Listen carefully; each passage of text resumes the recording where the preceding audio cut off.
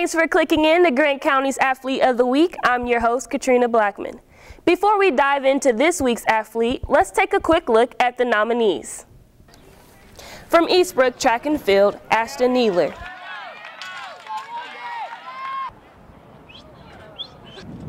From Marion Baseball, Javon Yeakel. Base hit for Yeakel.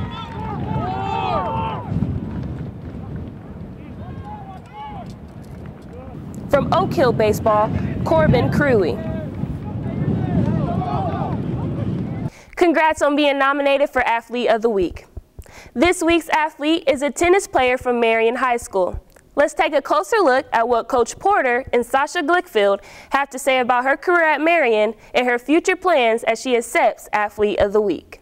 Sasha has excelled in all areas of her high school career. In the classroom, she's a great student. High honor roll all the time, works really hard in the classroom, takes accelerated advanced placement classes, and sets high standards for herself. She's also active not just in sports but in other organizations in the high school. She's a leader. On the tennis court, I've had her for 4 years. She's been our #1 singles player for 4 years. Coming in as a freshman, #1 singles, that's a tough responsibility.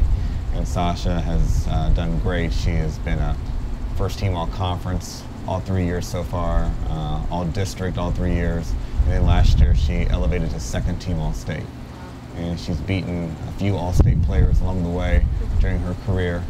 And so she's had a lot of success on the tennis court, but then you start looking at the stuff that's not always noticeable by everyone else, and that's her daily leadership at practice.